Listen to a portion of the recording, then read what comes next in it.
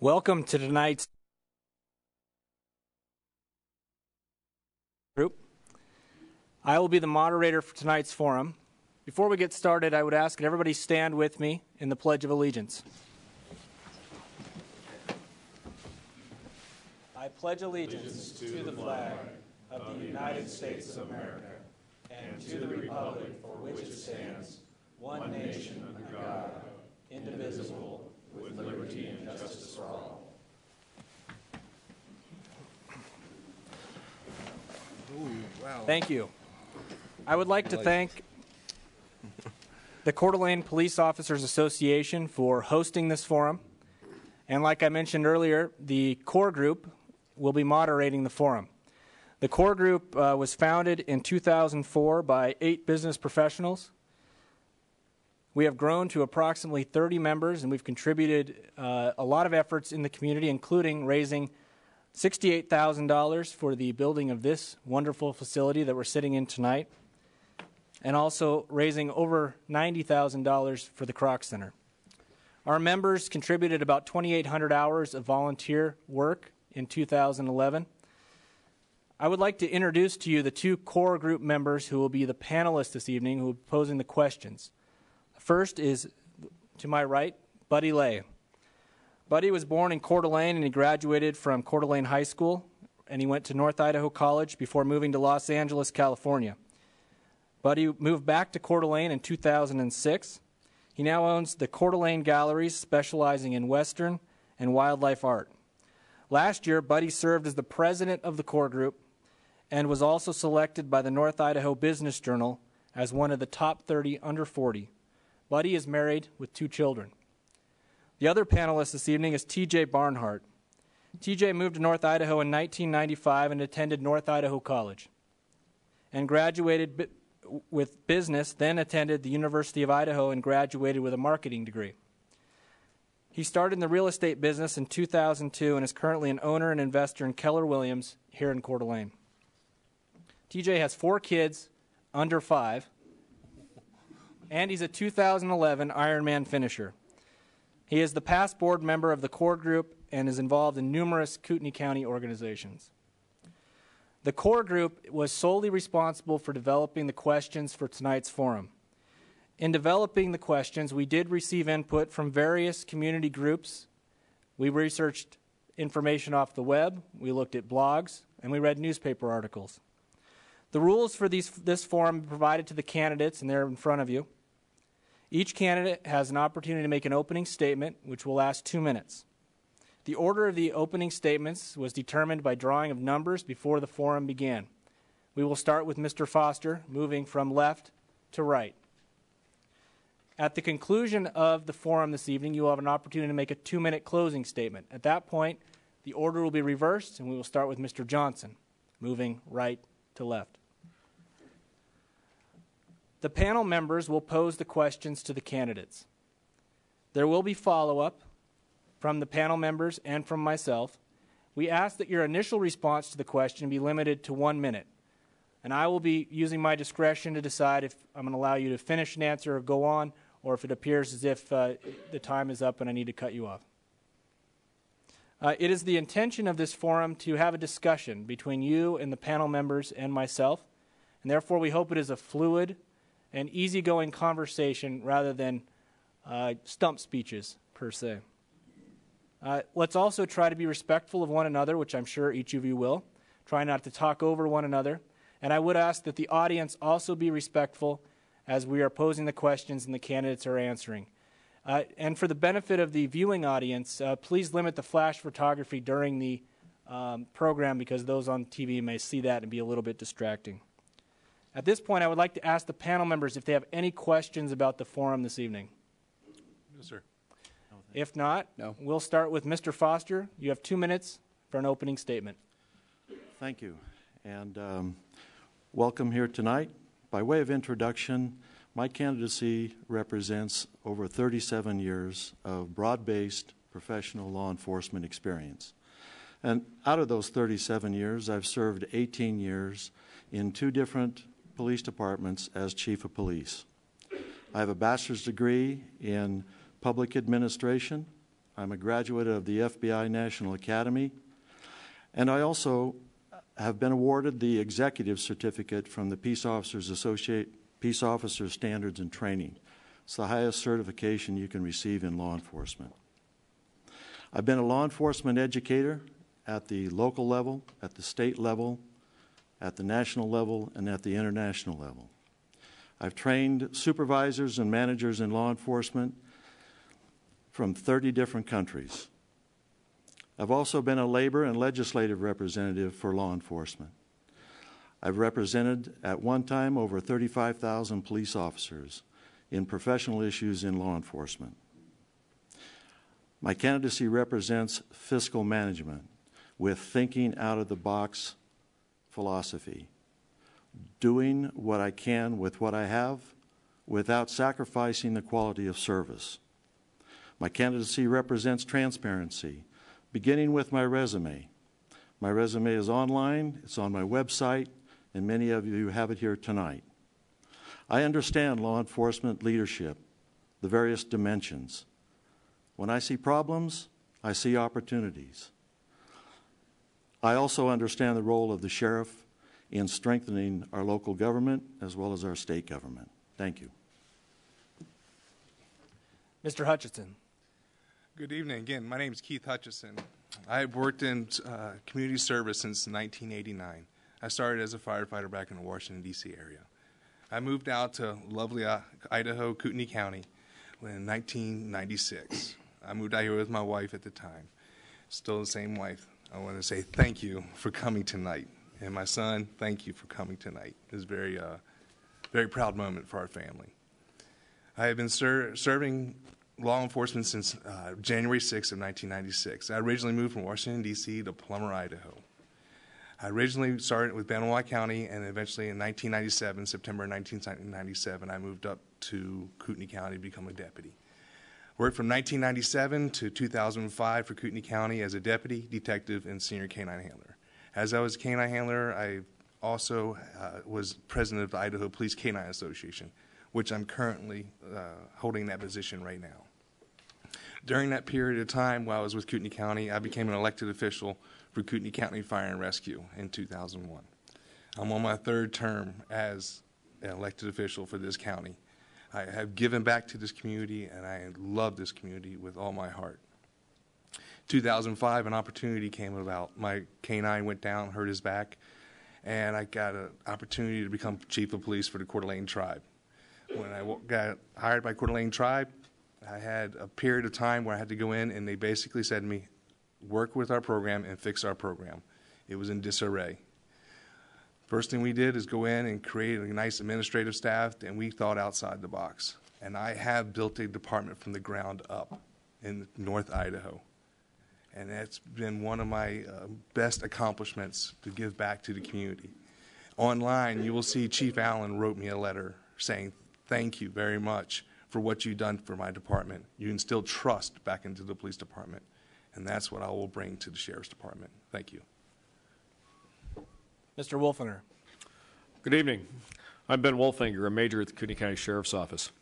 I was hired here on April 1st, 1983. And I want to thank the Coeur d'Alene Police Association and the Coeur Group for hosting this event tonight, because I've long been a supporter of the best voter is an informed voter. The Sheriff's Office is a very complex organization. It's much more than patrol and investigations. Only the Sheriff's Office has all of the functions of a neighborhood cop, the innkeeper for the inn where nobody really wants to stay, the process server, the search and rescuer, the politician, and all the other jobs that come with the office. During the past nearly 29 years, I've had the opportunity to work in and or manage every part of the Sheriff's Office. This experience has given me the insight, the corporate history, and the understanding to be able to lead effectively and manage efficiently. Having the corporate history allows me to know where the agency has been and what has been tried and not have to repeat things that did not work in the past. My experience has given me the opportunity to draft several pieces of legislation over the years, including one I'm particularly proud of, a bill that allowed us to take money from inmate commissary accounts to pay their medical costs. I support cooperation and collaboration amongst various law enforcement agencies in and around Kootenai County because I believe that is the best way to provide service to our residents and visitors. I'm a Northern Idaho native and was raised with the idea that we give back to our community. I have been and continue to be an active member of our community, including past chair of the Chamber of Commerce and a city councilman here in Coeur d'Alene. Because of this involvement, I know many people know me, and allows me to hear from the many different sources regarding the law enforcement needs and concerns throughout Kootenai County. The Office of Sheriff requires unique background and experience, and I'm the only candidate with those qualifications. Thank you. Mr. Green. I'm John Green. I would like to introduce everybody to my wife, who's standing in the back of the room. We've been married 33 years. Hello, honey. We brought lots of resumes and other materials tonight, and they'll be available afterwards if you would like to have those personally. Everything is available on our website. There's nothing that I can say to you in 2 minutes that's going to convince you that I'm the best candidate for County Sheriff of Kootenai County. It's a very serious job. We're at a very unique time in history. Our country is literally hanging by a thread, and that's going to trickle down to our state and to this beautiful place that we call home, Kootenai County. I began my law enforcement career right out of high school at 18 years old. I graduated the police academy. I was not even old enough to buy ammunition, but I was trusted with a position of responsibility very early in life. My work history in professional law enforcement is impeccable. I'm the only candidate running for the office of sheriff that has physically performed every law enforcement aspect in a major sheriff's department and that has continuing professional education. And when we look at the candidates for sheriff, what I ask as we progress through tonight and then through the rest of the campaign is that you actually compare item for item the qualifications, the education, the experience, the accomplishments of each one of the candidates fairly, not just to consider what I have, but all the candidates. And I'm going to yield back my time because you don't want to listen to a lawyer talk for 2 minutes. I'm sure you all would like to hear the questions and answers. Thank you. Mr. Johnson. Good evening, ladies and gentlemen. My name is Adam Johnson. We are facing a tough time here as a county, as a city, and as a country. And as a result, the residents of Kootenai County now face many challenges related to public safety at large. The horror of increased home break-ins, vandalisms, and an epidemic of illegal drug sales and use within our community is a chief concern of mine. It's been reported that thefts and violent crimes are among some of their highest rates in many years within our county, and I believe there may be a connection to the increased use of drugs and alcohol coupled with the down economy. These things simply are not going to disappear on their own and require measurable, decisive, and swift action to be kept in check. As if I was elected sheriff, I would endeavor to create a variety of programs at no cost designed to get citizens more involved in the public safety aspect of our communities. I will also encourage everyone at every level within the department and within the community to play a part and have a voice in making Kootenai County safe for its residents and visitors and continuing to preserve the quality of life that we all enjoy now. I'll strive to take public safety in Kootenai County to a higher level of effectiveness, efficiency, and professionalism.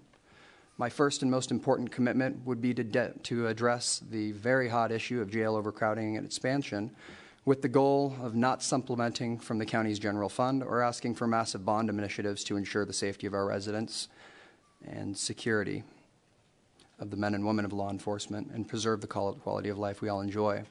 As the public has previously voiced their concerns with a measure that increases property or sales tax with a resounding no, future measures and plans, in my opinion, need to be addressed with significant public input, great transparency, as well as long-term vision, and ultimately produce a win-win result that satisfies both the citizens of Kootenai County as well as preserving public safety, mitigating liability on the part of the department, and address Mr. Johnson, our future needs. your time is up. Thank you very much. Thank you.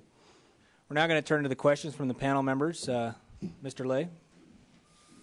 Thank you, gentlemen. Thank you, Mr. Johnson, for the nice segue. I'd like to go ahead and begin with the jail.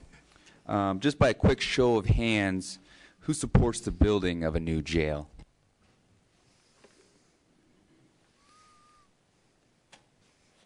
Thank you. And a couple questions in regards to that. Let's go ahead and start with you, Mr. Wolfinger. You support the building of a new jail. Short of building a new jail, what is your solution to the overcrowding of the jail? Well, thank you, Mr. Lay. I think that first you have to understand that the sheriff has to take all prisoners, and he can't release prisoners. Only the courts can release prisoners. And jails are like baseball fields. If you build it, they will come. And so, right now we're housing people in a variety of different locations around North Idaho, eastern Washington, and western Montana. And really that is the way we have to handle this. We have to ensure their constitutional rights. We have to keep them safe from each other, and safe, and keep the public safe as well. When we originally built this jail, we had originally planned for 800 beds with the idea that we would move into it as we needed. And we could just use shell space, knowing that construction costs were never going to go down. Unfortunately, that failed. And so we had to build what we could, and unfortunately, it's full. Generally full. Thank you. Mr. Wolfinger, I want to follow up on that question. I think the question is more directed to, it's gone to a vote twice and failed. How do you propose to solve the problem short of actually building the jail? Or is there no way to solve the problem short of building a jail? Well, Mr. Smith, I think that short of building a jail, the only solution is actually housing them out of county. But that's a short-term, not a long-term solution. Other jails are going to fill up with their own inmates. As everybody recognizes here, crime isn't going away, and those jails are going to fill up, and we're going to have to transport people further and further. I don't know why, how we can reduce that jail number. When we built the current jail, we saw about 72% of our inmates were misdemeanors. But in December of 2011, 77% of our inmates were felons. And I'm sure that you don't want them living next to you, and I don't want them living next to me. That they belong in jail. So, in short, the solution is to ship them to other counties, but that's not really a long-term solution. Is that? It's not a long-term solution, and it puts the county at a great liability. You can imagine what would happen if we had one accident or someone escaped. It puts the county at a great liability, and that's a lousy way to spend tax dollars defending a lawsuit. Thank you. Mr. Lay? Could I comment on the jail situation? You will have an opportunity to, yes. Well, Mr. Foster, let's go ahead and go to you and ask the same question. You said you were not in support of building a new jail. In that case, what would your solution be to the overcrowding? Well, I think it's premature for anyone who isn't working there and doesn't have first-hand knowledge of what the exact problem is. But in looking into what the problem is, it's a lot of it has to do with, as I understand it, the configuration of the existing jail. That it's not equipped properly to handle a certain level of or type of inmate that needs what's called, quote unquote, a hard cell. And that's what's being transported outside of our county because we don't have the capacity for hard cell inmates. Now, that's the information I'm getting from the jail itself. We're spending, so far this year, this fiscal year, the county spent over $385,000 in transporting out of county and housing. That's not transportation costs, that's housing costs outside the county. Mr. Hutchison, I'd like to pose the same question to you. What would your solution be to the overcrowding? Currently, we have a lot of avenues that we could take. One is cooperation with other agencies. Two, there is a Pierce Clegg building, which is the Work Release Center. I have talked to the architect and said that it can be remodeled and can be reworked. There's 128 beds in that facility currently. There was only 10 used last month. I actually visited today, and there was 2 people there.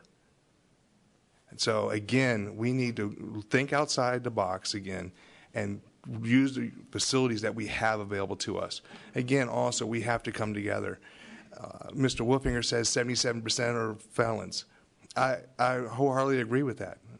But if you scroll down and look at it, it's probation violations that are 3, 4, 5 years old. And we have to look at our classifications and how they're working that. Are they felons? Yes. Is it somebody possibly screwed up? Possibly yes.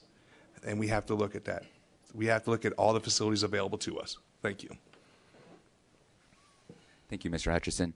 Mr. Green, same question to you. Well, we don't have enough information to know whether we need a new jail or not. So on the question of the new jail, the reason I said no, we don't need a new jail is because that's what the voters have decided. In a decision on reducing jail crowding, if there really is a jail crowding problem. Classification one is one of them. Classification has to do with how we house the inmates. Some inmates are in for offenses or have to be treated differently and have to be segregated from the general population because of different criteria that's taken into account in the classification process. It might be safety hazards, might be health hazards, a number of other things. I believe that within the department they're not utilizing correct classification procedures, which increases the overcrowding problem because we're reducing the number of available beds. The other thing is that when you look at the justification for the new jail and the materials that the Sheriff's Department used to propose a new jail, it's a very, I forgot what the red is. Stop. Was that a minute? But you can No finish means your yield. thought. Okay. It was a very emotional response. We can, maybe we're just arresting too many people, which is something else we need to consider.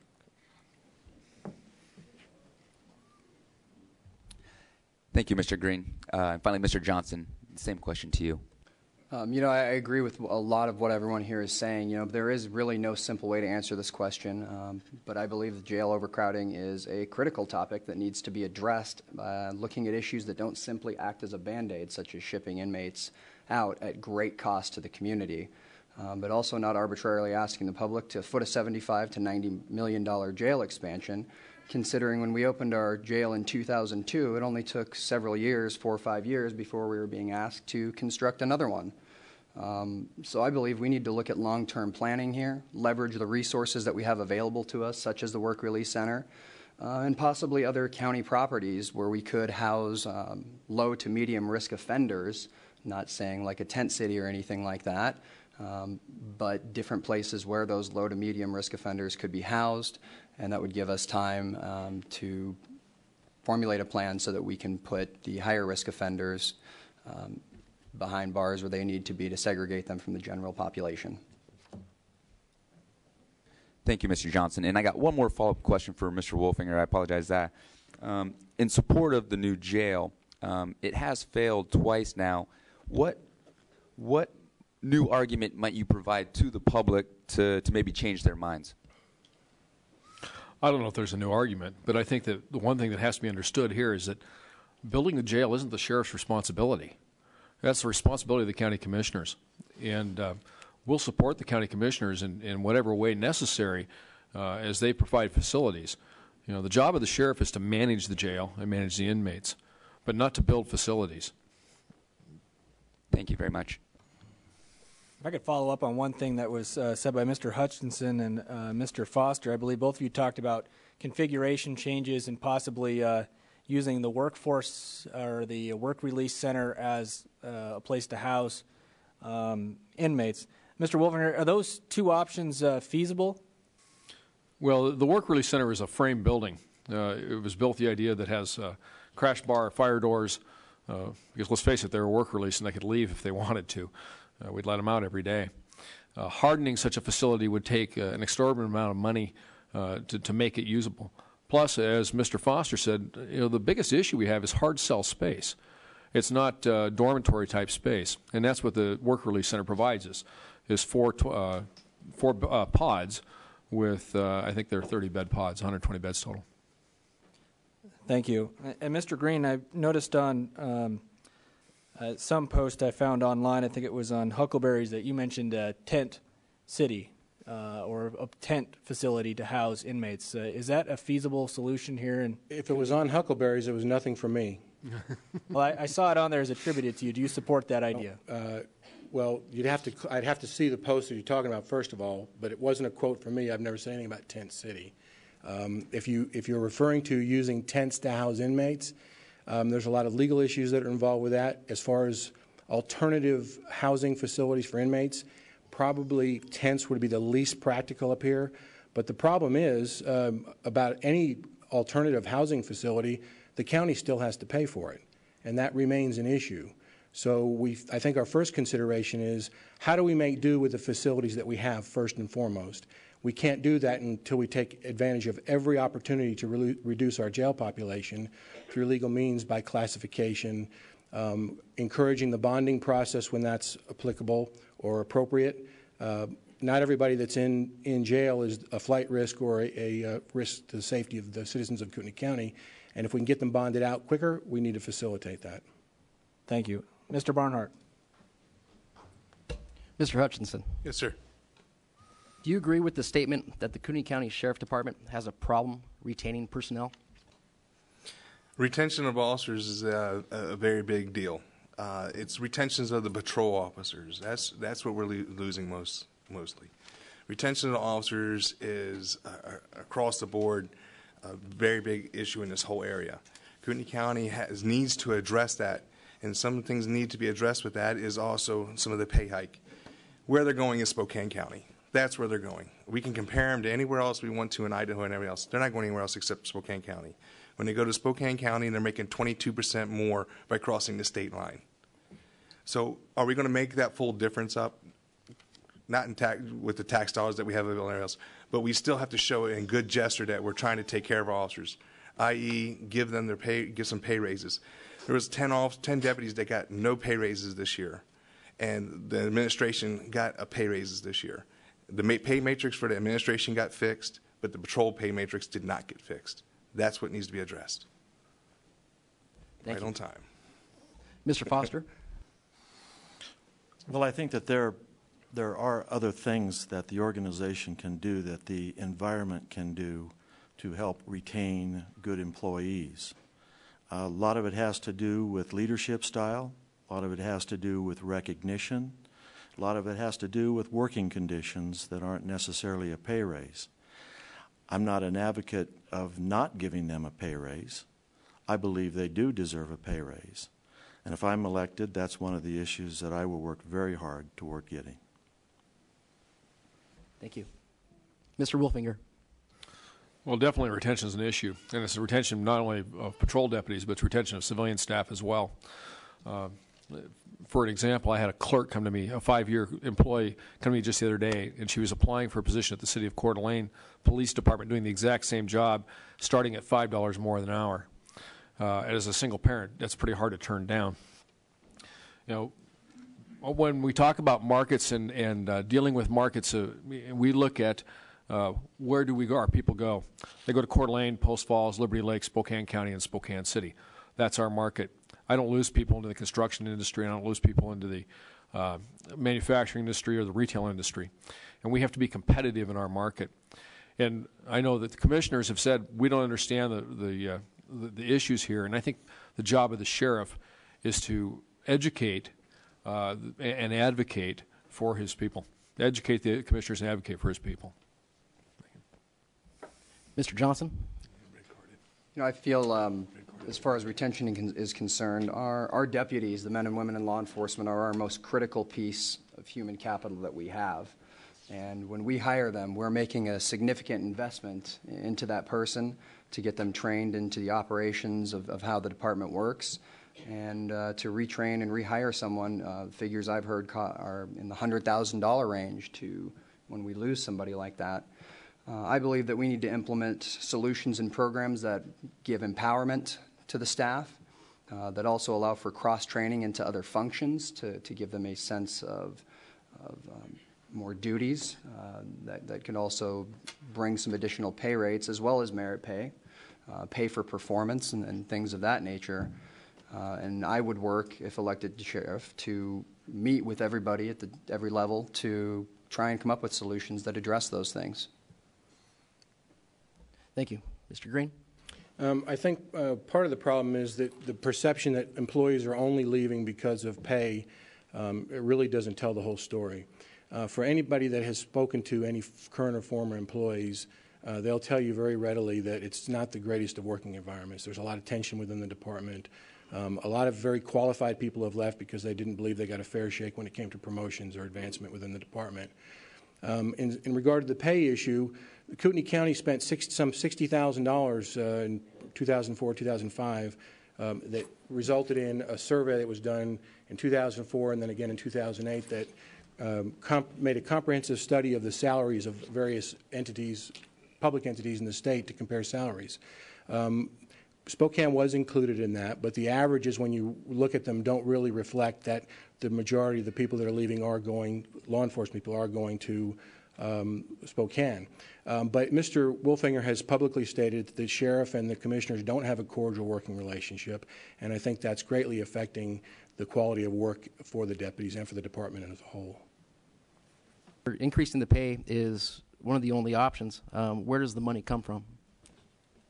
Well, what it would come from is looking back at the pay matrix that was instituted this year. Just it was instituted for the administration. There was $52,200 that was put into the administration pay matrix, which is separate from the patrol pay matrix. So the administration people across the board got the pay raises. There's where the money can come from. Also, in the last 2.5 years, there's been 5 additional administration positions brought to the Sheriff's Department at a cost of $527,000. That's pay and and benefits. If you put those 5 together, that you look at that, that's 9 deputies plus pay raises for current deputies. So you got to think there's money available and it's there to do. It's just got to be allocated in the right direction. Thank you. Mr. Wolfinger, you were directly named in Mr. Green's answer regarding the relationship with the commissioners. And in your opening statement, you mentioned that you've been with this department for a number of years, have a great deal of experience, understand how it works. And so I'm wondering, in response to Mr. Green's comment about the relationship with the commissioners, what would you do to improve that relationship so that the issues which Mr. Green raised about the relationship being troubled can be resolved? Well, what Mr. Green refers to is a speech that I gave last week in answer to a question, and that there's no secret that the current sheriff and the commissioners have an adversarial relationship. And my goal is to work with the commissioners, not butt heads as much, and work towards some educating them and on those issues while advocating for the staff at the sheriff's office. I think it all comes back down to relationship and cooperation. Thank you. Mr. Foster, you mentioned changing working conditions. I would like you to expand upon that a little bit. What do you mean by changing working conditions for retention purposes? Well, there's a number of personnel scheduling models that are available in law enforcement. These are just some of the things that I would do to try to retain officers. I would look at those things. I would look at the environment. I can tell you that in one of my visits to the department and into different areas of it, there are some working conditions just environmentally that absolutely need to be changed. In a couple of places, I can't believe that it's continued to allow to go on the way it is. This has to do with how people feel about their work environment. I, too, have heard, and I've spoken with deputies, I've spoken with other employees of the Sheriff's Department, that there is, in fact, tension. And I think a change in leadership, a change to the right leadership, experienced leadership, which I believe I have, will change that. Will change the way people feel about coming to work. And that's important. It's very important. Thank you. I think we're going to move on to a new question. Mr. Barnhart. Mr. Green, the budget for the Sheriff's Department is approximately $24 million. Would you increase the budget, decrease the budget, or leave the budget the same? And if it's increased, what would you spend the money on? If it's decreased, what would you cut? And if it's left the same, where would you make changes?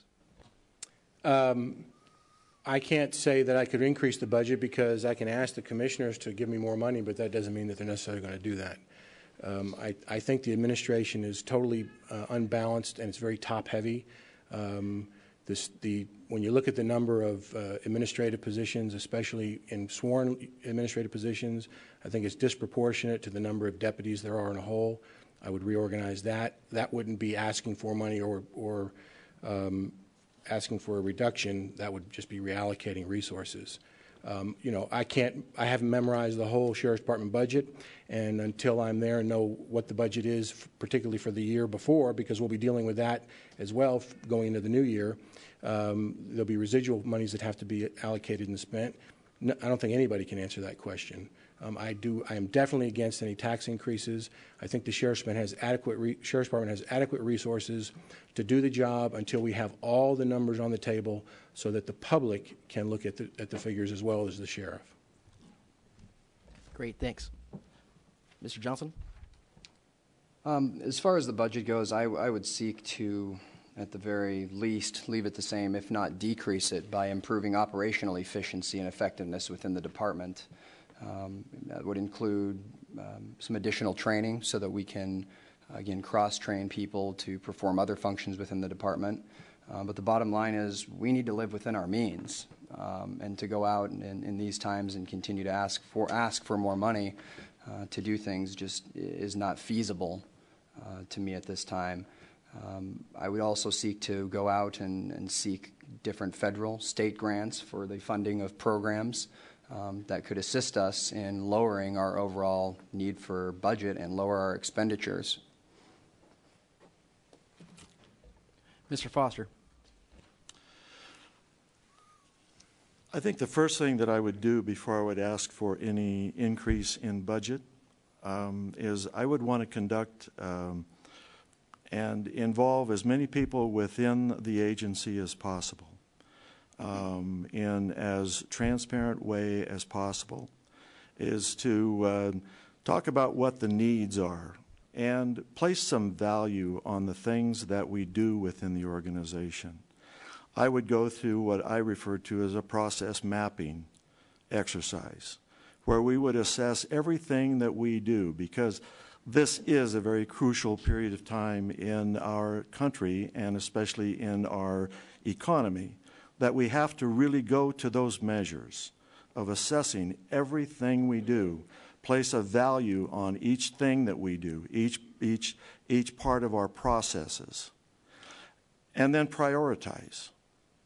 Once we prioritize, then we can turn to the cost of doing that business and come up with what I believe would be a logical request for a budget.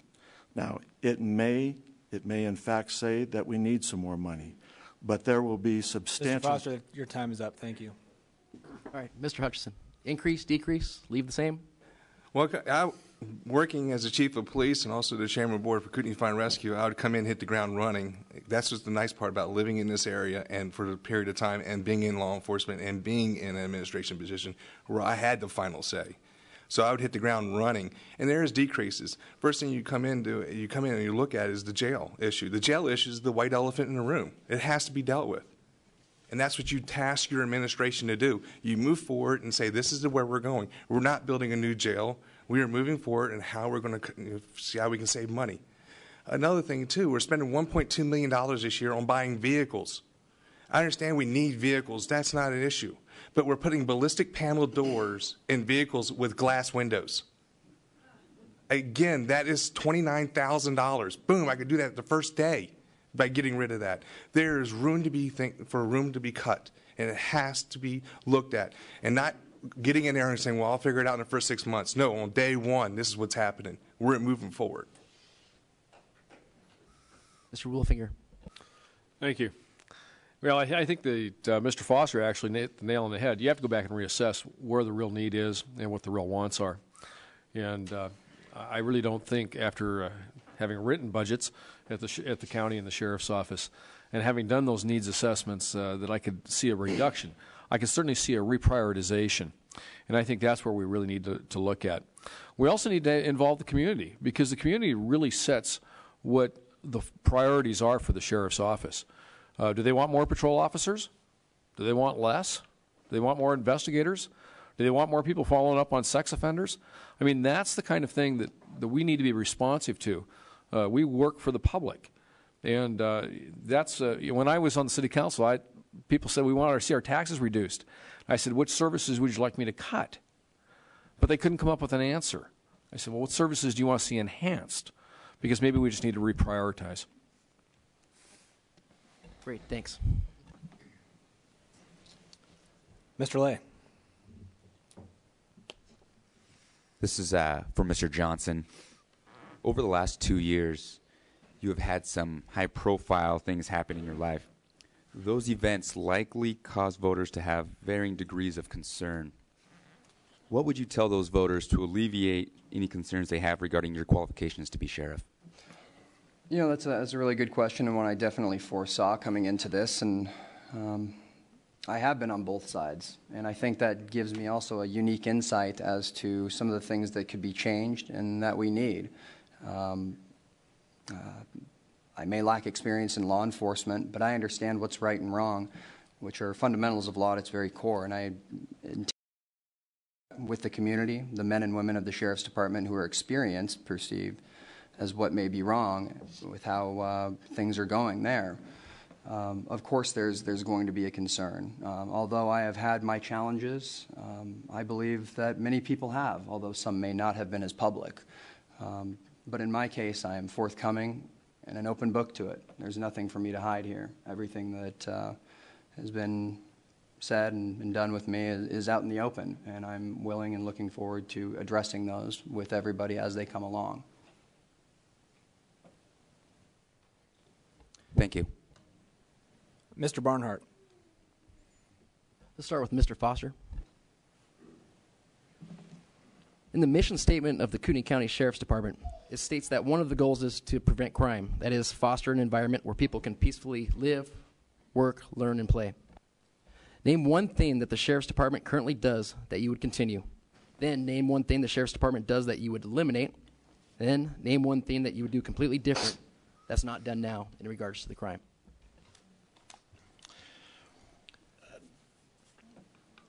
Specifically, I really couldn't answer that question right now until I was able to see firsthand what in fact is occurring in reference to crime prevention.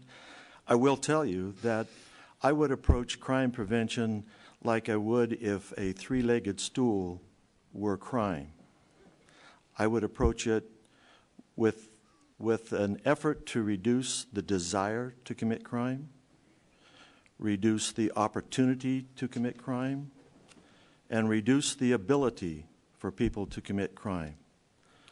If each one of those components was the leg of a three-legged stool, if you took just one of those out, the stool representing crime would go down. Now that requires a lot of work within the community. It requires a lot of work between the community and law enforcement. But specifically, what activity the department needs to eliminate or continue, I couldn't tell you right now. Mr. Wolfinger? Thank you. I would keep our COPS program. That's the Citizen on Patrol. More active in the rural areas and some of our contract cities.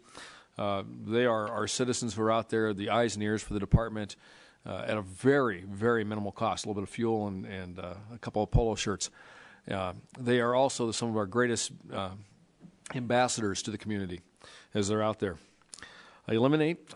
Boy, I just don't know at this point what I would eliminate. That's where you can take an assessment. But totally new, I've given a lot of thought to that. I would really like, and I've got the person in mind. I would love to get someone involved in more active, proactive crime prevention activities with our seniors, whether it be scams or the myriad of things that they get exposed to, burglary prevention, a wide variety of things like that. We need to be more proactive in that area. Thank you. Mr. Green? Well, the first thing I would do is I would keep my officers safe. And I just heard from one of the panelists something that I thought was a very irresponsible statement for a law enforcement officer. We just heard someone make a claim that we should not waste money putting ballistic panels in police cars because they have glass windows. And I know there's a lot of current and former police officers in this room. And if any of you ever been in a firefight or been shot at or had a gun pointed at you, there were a lot of times when you would have wished you had ballistic panels in your door because that might be the only place to hide. If that money's been allocated and it's already in the budget, those panels should be installed for the safety of our officers. After that, I think as sheriff, I will increase the citizens' participation to an unprecedented degree. One of the frustrations that I've encountered with people is when I ask them who their neighborhood deputy is, they tell me they don't know. Now, we have this neighborhood policing program, and the citizens don't even know who their deputies are. They don't know where they are at any given time, and other than calling the dispatcher, Thank you, Mr. Green. Can't get a hold of them. Mr. Hutchison? Yes. Oh, the same question? No problem. I do like the COPS program that's available. Also, what I would get involved with, I would have a public information officer that could actually get the information out there quicker and get more technology involved. And there's technology out there that's available for free to help in crime prevention, i.e. Twitter, Facebook, getting those involved, which is free, and having somebody that's putting that information out there. That will crime prevention. You can inform people, get them going, and let them know what's going on out there. The elimination of a program, I don't have one off the top of my head right now because, again, I've sat up here and the Sheriff's Department has done a lot of good things. And it would be remiss to say that until I get in there and look at a program and see where it's going. Thing that I would like to add is actually more technology so that people can access where crimes are happening, where sex offenders are at, and put that on our webpage as a Kootenai County Sheriff's Department so you can access it and see what's going on. They have it currently in Coeur d'Alene City, but if we could have it available here. Thank you. Thank you. Finally, Mr. Johnson? As far as adding things, I would definitely echo Mr. Hutchinson's concerns with wanting to add technology. These are low-cost items that we can use to communicate instantly, rapidly, to a very broad audience. And get feedback. I know the city of Post Falls now has just recently deployed a text messaging service where people can text in crimes. Again, most all of us have cell phones, so to be able to report something instantly and get instant satisfaction and response, that's great. As far as cutting, I don't have enough information to say that I would want to cut anything, but one of my most important objectives would be to help educate the community at large on the dangers of increased violence, increased substance abuse in the county, and assist in implementing rehabilitation and job programs within our jail facilities to aid in reducing the recidivism rate of those that find themselves behind the walls of our jails so that they can become more productive members of our society. I have a follow-up question for Mr. Foster. You mentioned a number of things in response to the question, but I would like to press you a little bit further and see. It seems like you have a lot of experience in law enforcement. You've been working with law enforcement officers for quite some time. I'm wondering if you could provide us some insight into one thing that you would do that may or may not be new, but from your perspective is new at the Sheriff's Department to prevent crime.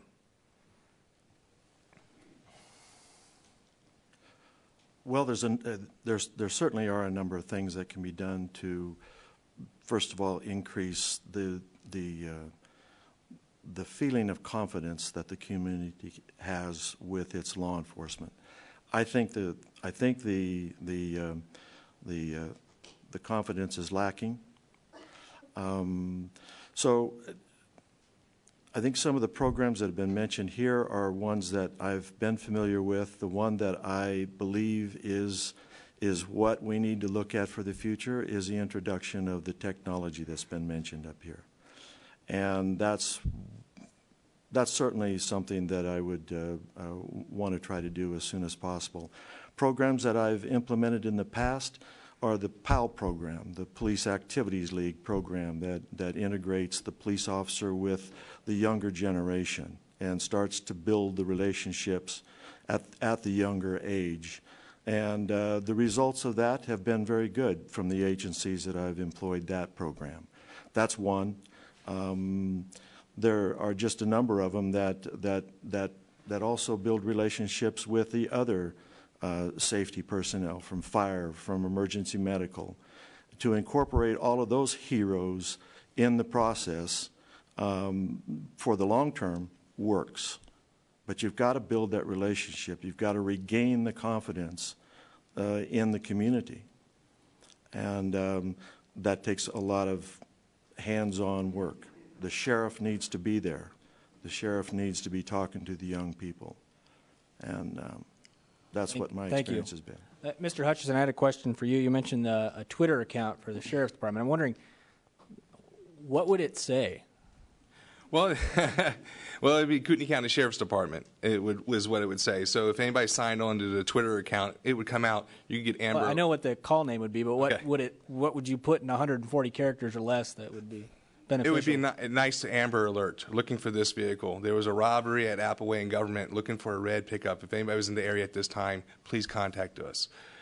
There's an accident on I-90 westbound. Avoid the area at this time, and then give mileposts. It's something short and sweet. So if you're heading to Spokane or to Post Falls or to somewhere else, it just kind of informs you about what's going on. There's a house fire down the street at such and such address. Thank you. I think we get it. Mr. Wolfinger, I have a question for you about, you mentioned a new position, possibly a crime prevention position for seniors. I'm wondering, would that be a transition from an existing position, or would that be a creation of a whole new position at the Sheriff's Department?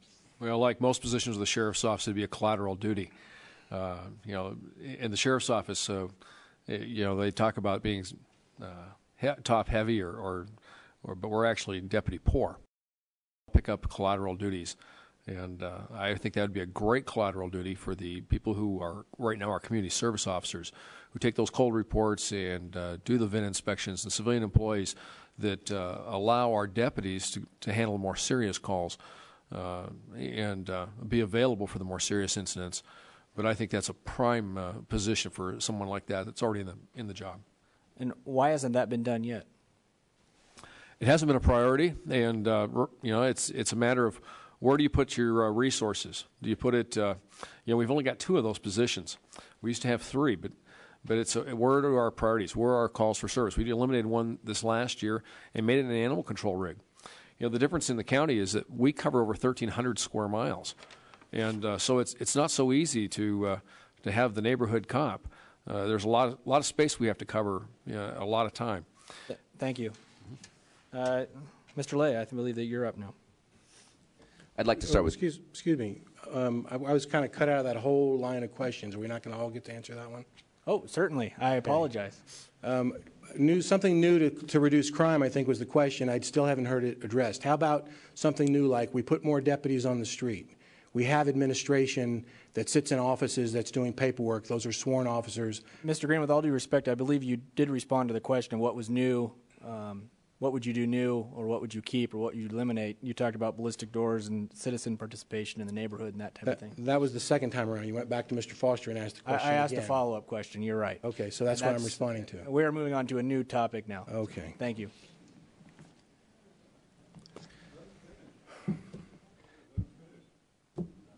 I'm sure you'll have an opportunity to comment further on those topics. Mr. Lay. Mr. Green, why don't we go ahead and start with you on this next question. This may allow you to answer. Or finish what you were saying. According to the Kootenai County Sheriff's annual report, the ratio of law enforcement to population in Kootenai County is in line with the rest of the state. However, our crime rate is among the highest. Why do you think that is, and what would be your solution? Well, I wouldn't put any credence in statistics, first of all, because we can manipulate statistics to mean anything we want. And that's part of the problem, is that when we're talking about law enforcement, we hear all these numbers about averages and numbers of crimes and types of crime, and really they may or may not be applicable. We're not like every other county. Whether the population density is the same or not, we're still a much different, geographically even. Kootenai County has natural geographic considerations that maybe affect the response rate. But the bottom line is we don't have enough deputies on the street. We have a lot of administration. We have a big budget, and we should certainly be putting more of that into deputies on the street. The other thing is that citizen involvement is absolutely key. And I mentioned this before, that unless the community is involved in a serious way, we are never going to do anything about crime. You could park a patrol car on every block in the county, and you're not going to prevent crime. Crooks are very resourceful. The deputies have to be visible, they have to be active, and they need to know their communities and interact with them on a daily basis. Mr. Johnson, same question to you. While we may be in line with the state average of officers per 1,000 citizens, we also have to understand that we have a much larger area to cover. So it's not like we're an urban area where you have a population density that's very condensed into small areas. Kootenai County is a large area, and there's a lot of backwoods, wilderness, and places like that where calls for service could come through.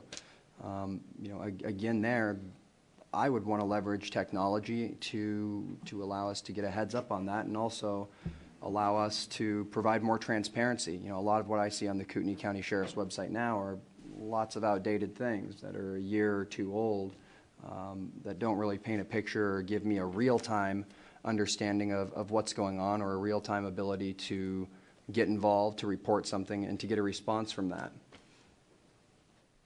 Thank you. Mr. Wolfinger?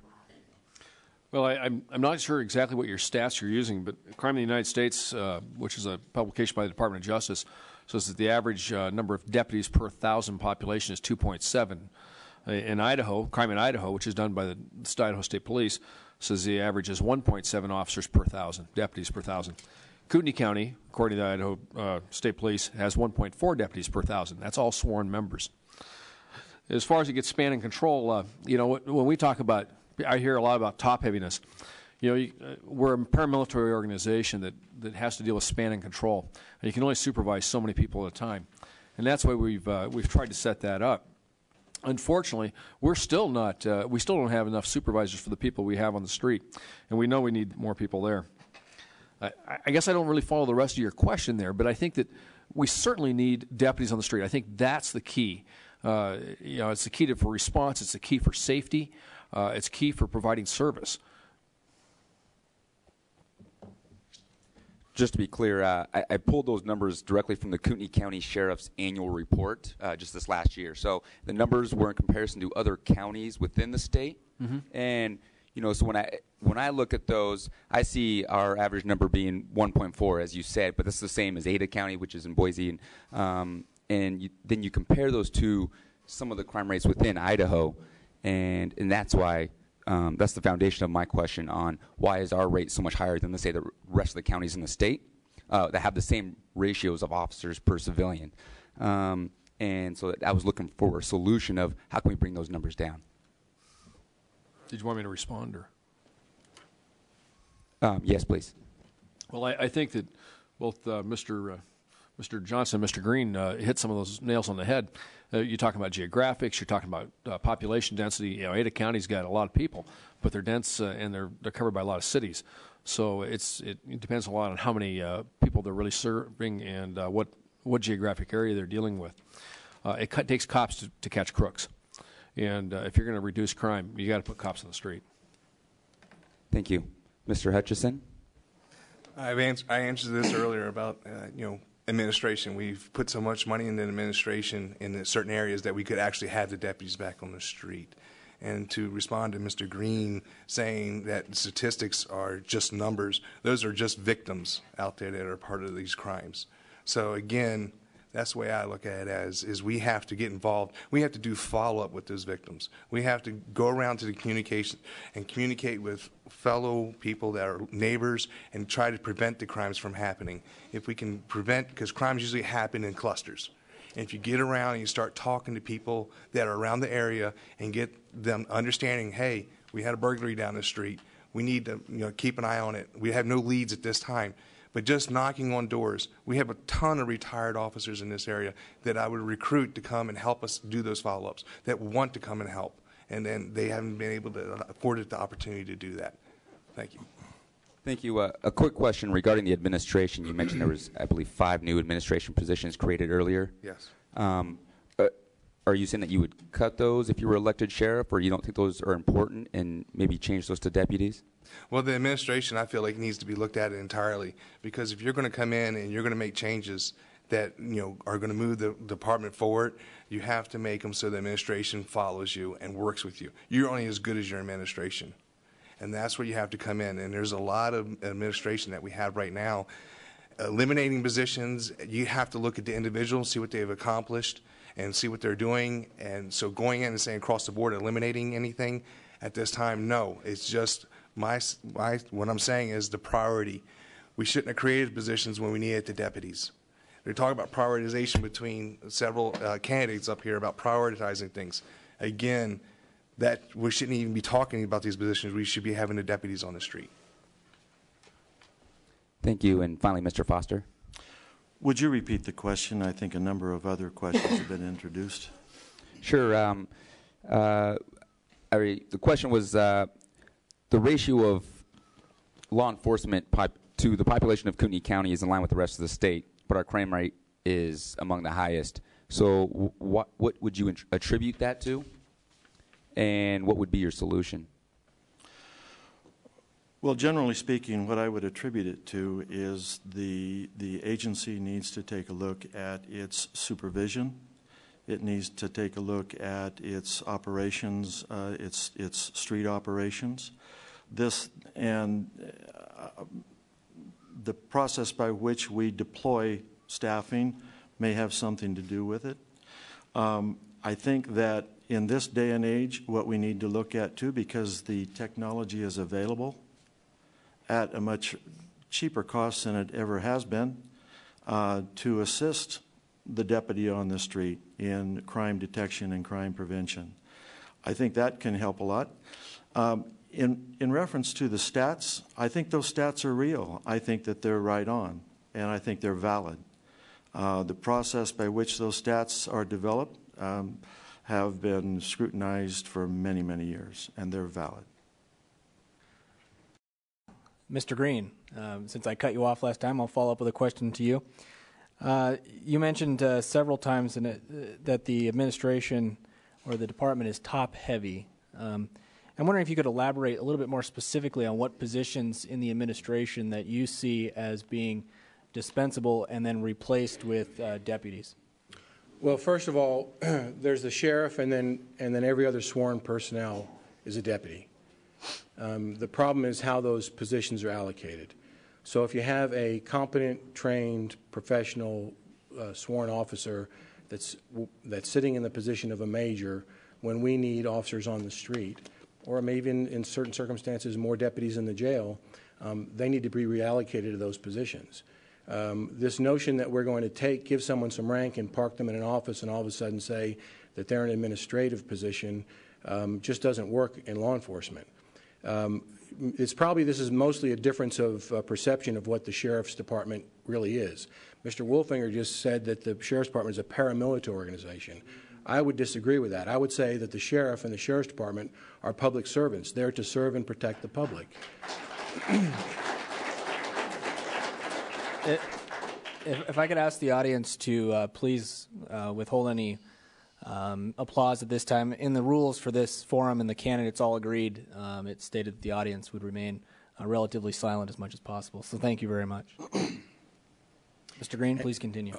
And so therefore, because we have this difference in philosophy about the purpose of the department, we're going to have different ideas about how best to allocate those resources. As I said, they're all deputy sheriffs. They're there to protect the public and serve the public, and we're just not going to stick them in an office and say you're going to sit there and not have to do your job. Thank you. Thank you. Moving on to the next question, we'd like to open it up just a little bit and allow each candidate to ask another candidate one question. Mr. Foster, can you go first, please?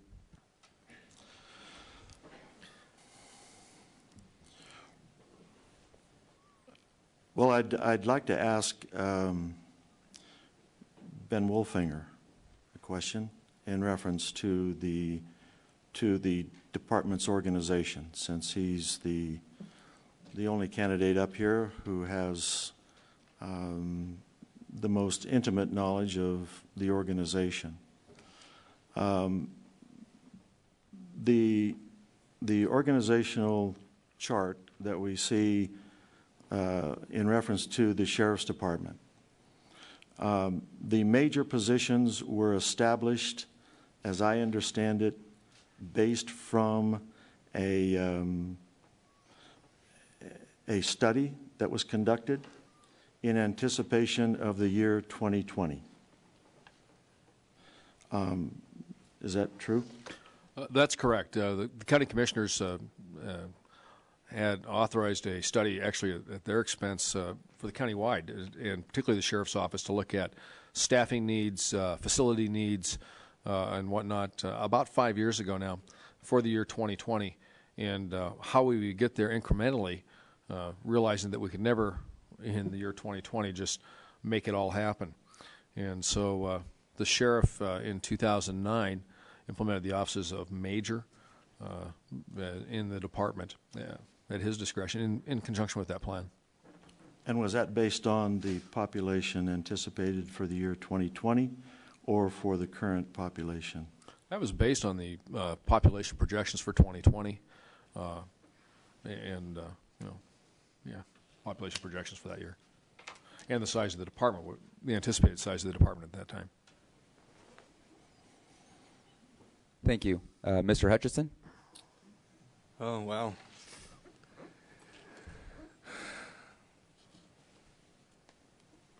I'll ask Mr. Green a question.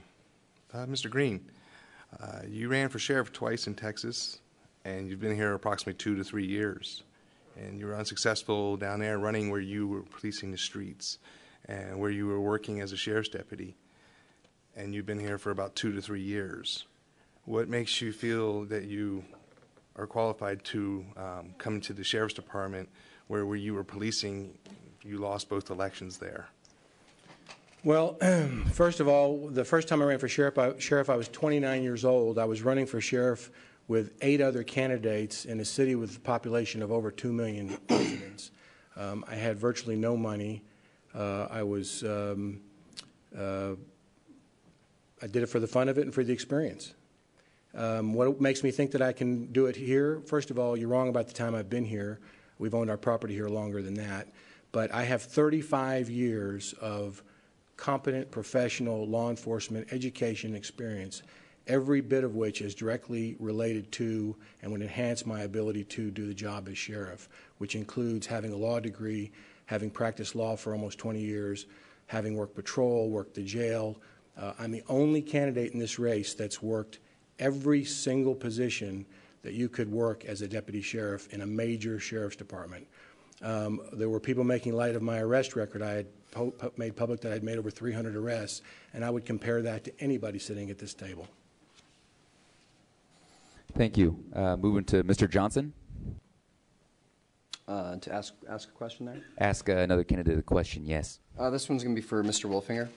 A few moments ago I discussed how we built a new jail in 2002 and how very shortly thereafter we're being asked to foot the bill for another one. What happened back then where we didn't address long-term vision or long-term views, anticipating and understanding that we were going to grow at a proportionate or maybe even exponential rate up until this point? What was the rationale, what was the thought process behind that is kind of what I want to hear from you, having been involved in that process at that time. Well, the initial plan that was proposed to the county commissioners at that time was to build a facility that was 800 beds and rough in finish the first 300 and then rough in the last 500. The commissioners did not wish to do that. They wished to hold the line on the amount of money as had been previously proposed in a half-cent sales tax election at $12 million. So that's the money we had to work with. The architects worked with us and were able to give us 325 beds for that. We knew then and we know now that if we had actually roughed that stuff in then, we would have saved a whole lot of money and been able to expand into those other wings as the jail population grew and the need grew. Thank you. Thank you. And Mr. Green? I think this feature of this forum is tacky and unprofessional. I'm going to decline to ask any of the other candidates any questions. Thank you. Mr. Wolfinger? I'd like to ask Mr. Johnson, 4 of the 5 of us up here have law enforcement experience, but you have none, except for your well-publicized interactions with the law. What makes you think you're better qualified than any of the 4 of us? Well, ultimately, I believe that's for the voters to decide through this vetting process and through campaigning to understand what my views are and what everybody else on this panel's views are and make an ultimate decision as to who's going to best represent their needs and public safety, as well as balancing that with what we know we need internally as a department. And I would leverage the men and women of law enforcement, if I were to be elected sheriff, to assist in that process. Experience isn't necessarily a requisite to the ability to effect positive change and operate an organization efficiently and effectively. As a sheriff, like many organizations, the job of that person, which I would equate to being the CEO of an organization, is not necessarily being able to perform every job of those that you lead, but knowing the jobs and understanding the jobs of those that you lead, and being able to communicate effectively with them. What I may lack in experience, I fervently intend to make up for in vigorous representation of the public. Thank you, Mr. Johnson. Thank you. Mr. Barnhart. Okay, this next question is fill in the blank. So please just keep it simple and direct and to the point. Mr. Johnson, we'll start with you. So fill in the blank. If I don't accomplish blank in my first term, I should not be reelected.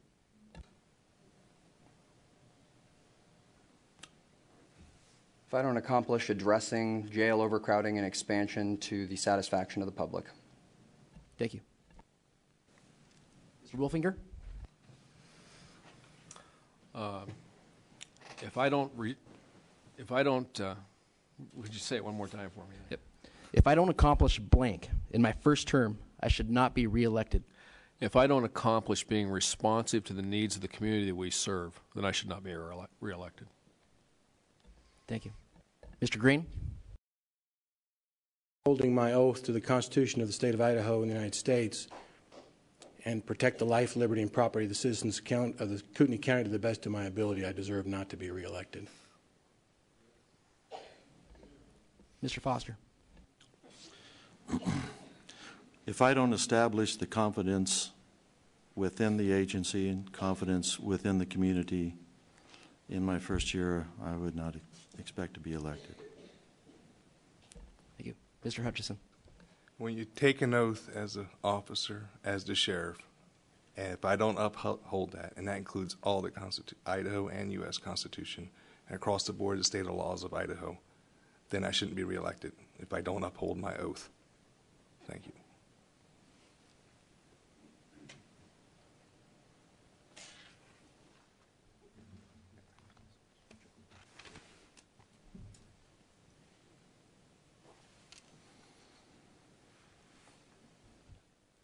I'd like to start with Mr. Foster. And if you were not running for this position, I'd like to know who else you would vote for and why you would vote for them.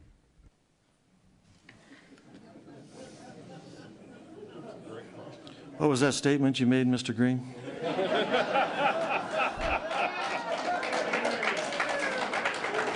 I'm just kidding. I'm just kidding. That's a good. Who would I vote for? Wow, I was prepared to say I'm not going to comment on what my, about who I vote for, but if that's the question, I think I would probably vote for Mr. Hutchison. Thank you. Mr. Hutchison?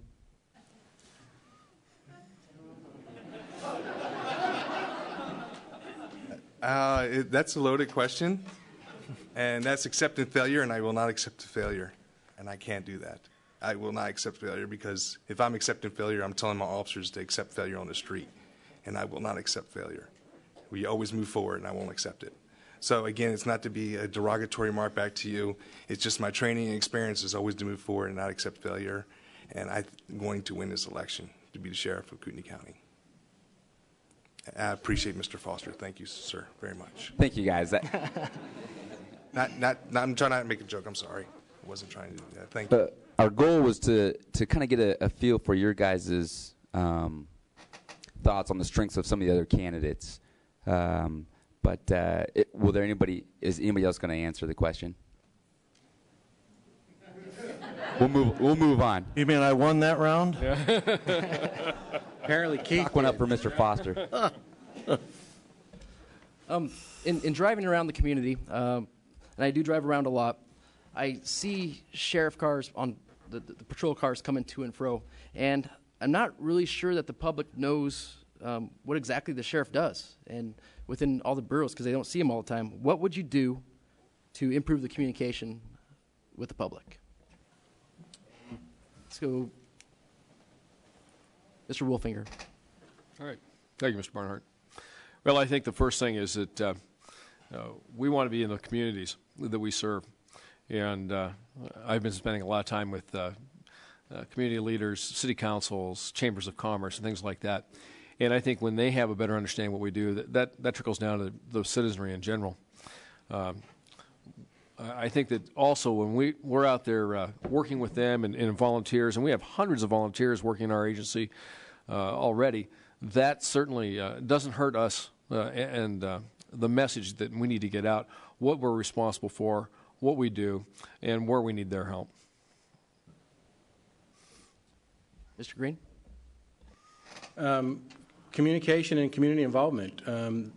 I've asked many people, have you ever met the sheriff, or has he ever come to your meetings? And the vast majority of them say no, they haven't. If they want to see him, they have to go to him, and that's if they can get an appointment. I'll be in the community, and that's the key for the people to understand what the sheriff's role is. The sheriff will be telling them what the sheriff's role is. As sheriff, I'll be riding with the deputies. I'll be out on the street. I'll be working in the jail. The other side of the equation is not just the general public, but the inmates, who, although they're a different kind of the public, they are also part of the public, and they affect the free public in very great ways. I'm going to be in the community in an unprecedented manner and dealing with people. They will know me. They will see me on a regular basis, and I'll be going to the people and making my deputies do the same. Thank you. Mr. Johnson? I intend, again, to be very heavily ingrained in the community and communicating our mission and our goals and what exactly the department does. I'll leverage that again with utilizing technology and services and items that attract each generation so that I'm not just communicating to one group of people. Transparency, communication, partnerships with organizations within the community, chambers of commerces, private organizations, political organizations, as well as education would be key points for me to be out there. And I intend to spend time in every single position within that department if I were elected sheriff. Like I said, I want to learn and know the function of everybody, whether that be spending some time in jail myself, whether that be spending some time at the DMV. I want to learn every single position and be involved so that the public knows their sheriff is out there. Mr. Foster, how would you increase communication with the public? Well, a process that's worked for me in the past is I have created community forums where briefings take place by the sheriff, in my case, the chief of police. The chief would do briefings in different sections of the community, and those briefings would encompass all of the information about what's happened during a certain period of time. That would be part of my regular schedule, is I would travel around the community, first of all establishing locations where it's easy for people to get to, and have regular department briefings. The deputies would be with me, and eventually, through mentoring, through training, through leadership, they would be able to take that function over as part of their relationship with the community. Thank you. Mr. Hutchison? I would do what I'm doing now. I work with kids all the time. We do Holidays and Heroes every year where we take 100 families shopping. I work for Kootenai County Fire and Rescue. I worked with elected positions. I would work with the other chiefs of police within the cities and come together, go to their meetings that they're having, go to their briefings, and work with also inside their cities and who they're working with. Who are the people that we need to come to the meetings with? Go to the city council meetings. What I'm doing now. Just making sure you're getting out to the Grange halls and meeting everybody, showing up at the pancake feeds, not always asking for something, just showing up and listening. I think the big thing is to be able to listen and see what's going on and being receptive to it. Work with the deputies to get them out to do demos and talk with the school kids. Institute a little bit more of going out. We don't have the DARE program anymore, but institute a little bit more of the ownership from the deputies to stop by the schools and just walk through the school.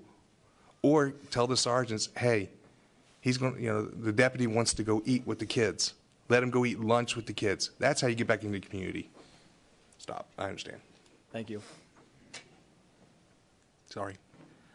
This will be the last question of the forum for this evening. There is a public perception out there that there's some conflict or tension between the Board of County Commissioners and the elected sheriff. And I would like to know specifically from each one of the candidates how you would address that relationship to make it better. And I would like to start with Mr. Wolfinger. Oh, thank you, Mr. Smith. But I think I've said this earlier. It's an education and a cooperation through a relationship. You build that cooperation and education.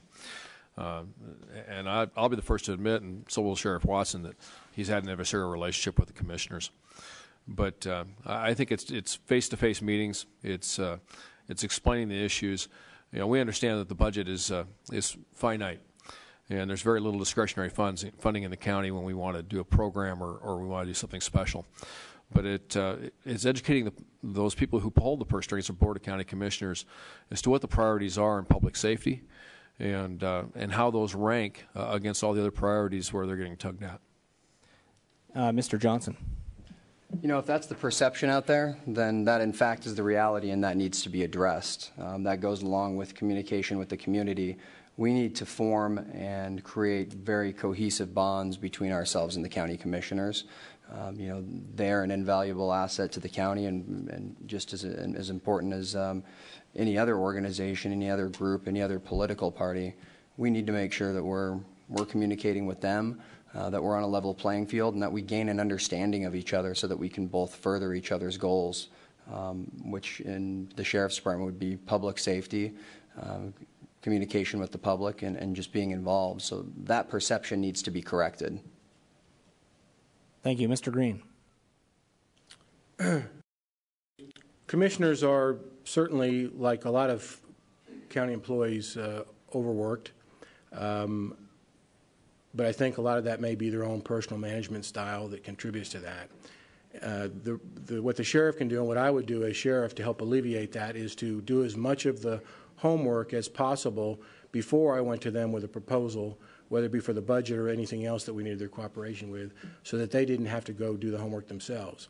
As an example, this Hayes report that we did that cost the county $60,000, which was a total waste of money, if the sheriff is concerned about his deputy pay, he could have had someone drive over, which would have been the hard thing to do, to Spokane County and get all the figures, or the easy thing to do would be call him up and have him email it.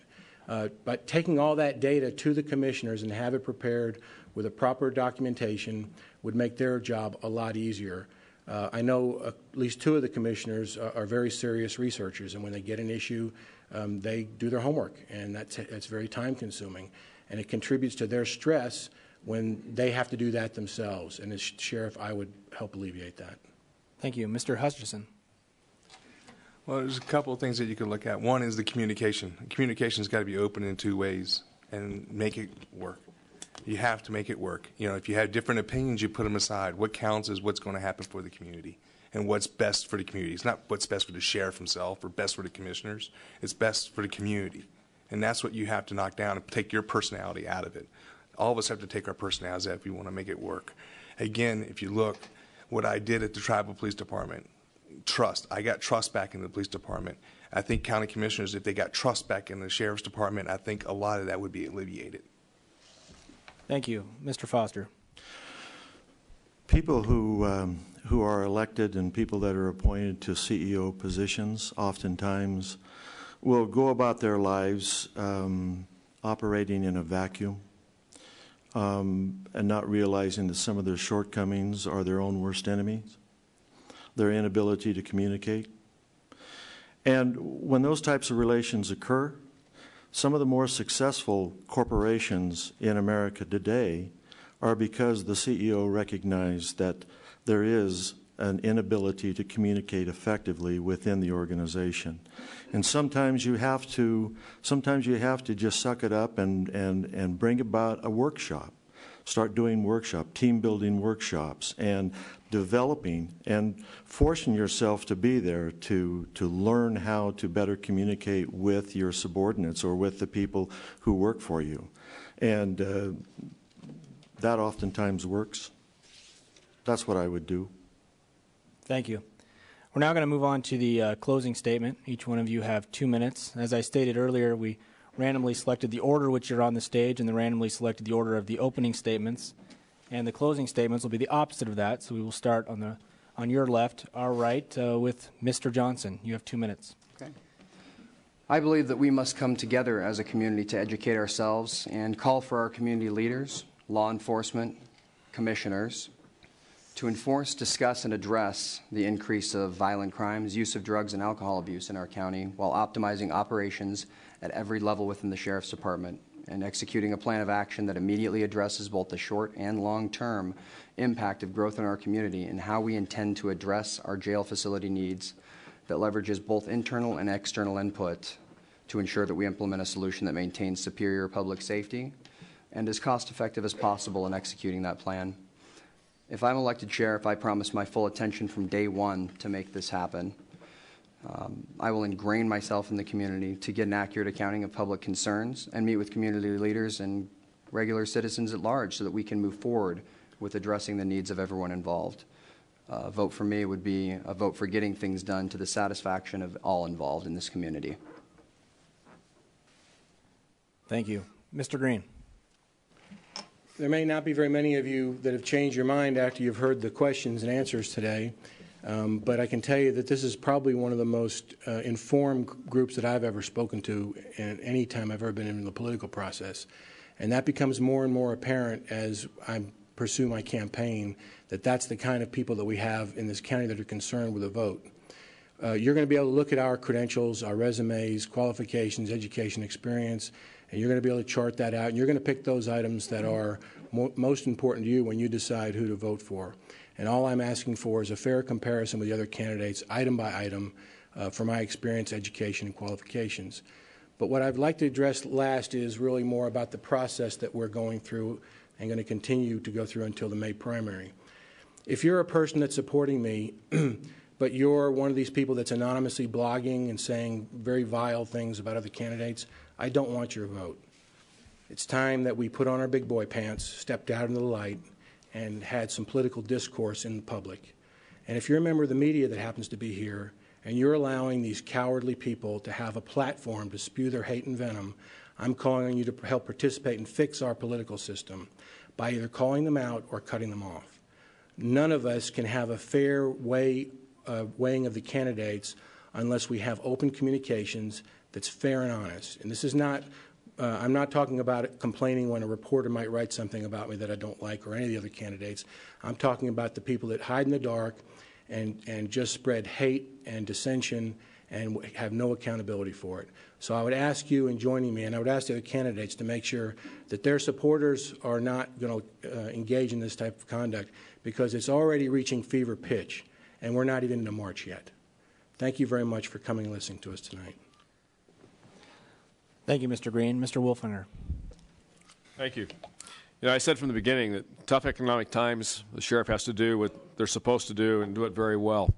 And sometimes programs and things like that have to set by the side. You know, when I was the jail commander, I worked the floor in the jail. I did bookings. I did cell searches. When I was a patrol commander, I worked patrol.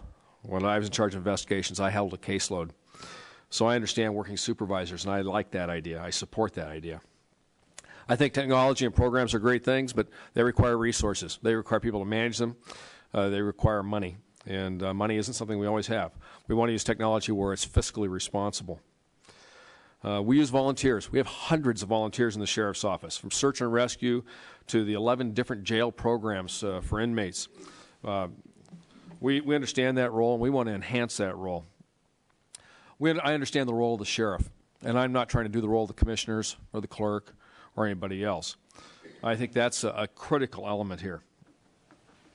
I have the greatest experience, the greatest background with the Kootenai County Sheriff's Office, and that experience and background relates to doing the job and doing it very well. You know, primary elections in Kootenai County typically have about 20 to 22% turnout.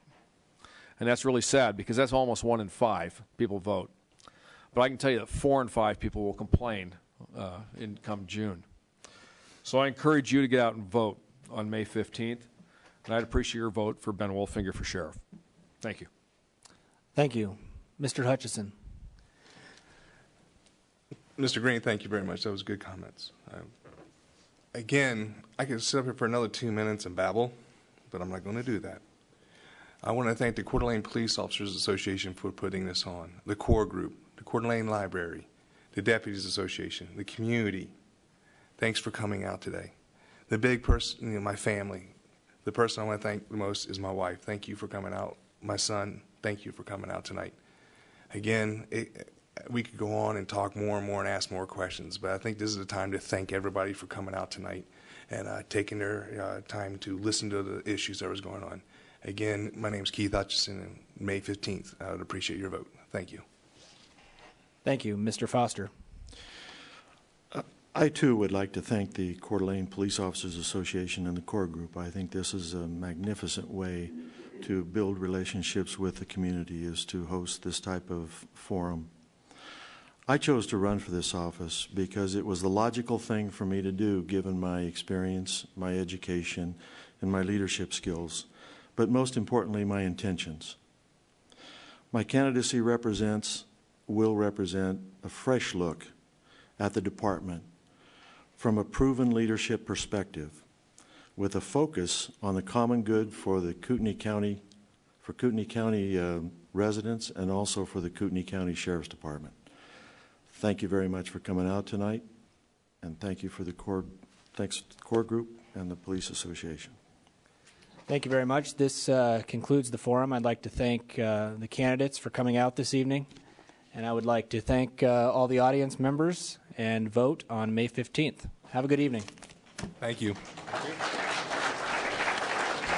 Foster, good.